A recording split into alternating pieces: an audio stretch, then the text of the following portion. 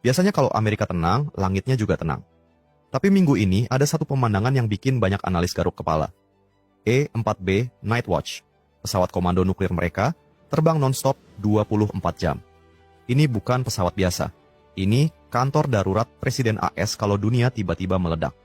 Dia disebut Doomsday Plane bukan karena keren, tapi karena memang tugasnya bekerja ketika semua yang lain hancur. Secara teknis, E-4B cuma muncul ketika level kecemasan Washington naik.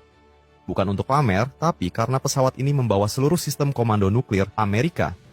Elektroniknya tahan EMP, komunikasinya bisa menjangkau kapal selam lewat trailing antena 8 km. Intinya, kalau Night Watch bangun, itu tandanya ada sesuatu yang membuat Pentagon tidak nyaman duduk di kursi. Dan, ya, memang benar. Tidak semua penerbangan E-4B itu rutinitas.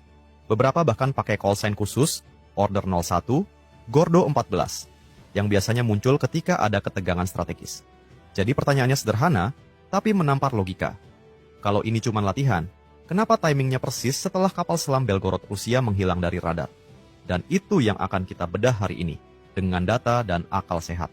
Kalau ngomongin ketegangan global, ada satu hal yang bahkan bikin intelijen barat susah tidur, yaitu kapal selam Belgorod menghilang dari radar. Dan minggu ini, itu kejadian lagi. Buat orang awam, mungkin terdengar biasa, namanya juga kapal selam, ya wajar kalau ngumpet. Tapi Belgorod ini beda kelas.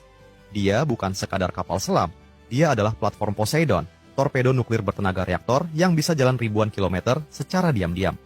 Singkatnya, ini aset strategis yang, kalau bergerak, NATO langsung pasang kuping. Bayangin gini, dunia punya beberapa bidak yang kalau digeser sedikit, semua langsung berhenti napas. Belgorod adalah salah satunya.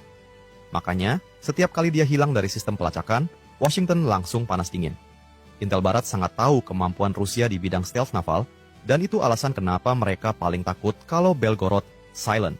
Nah, menariknya, aktivasi E-4B Night Watch, pesawat kiamat AS, muncul tepat setelah laporan Belgorod raib.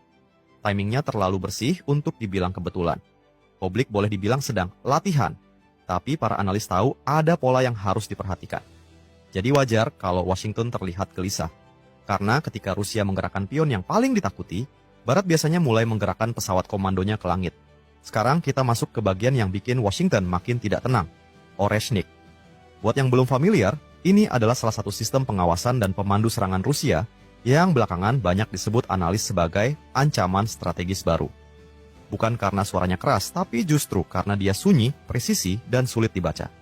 Dan di dunia militer, yang paling menakutkan itu bukan yang paling besar, tapi yang paling sulit dideteksi. Kalau diibaratkan, Barat selama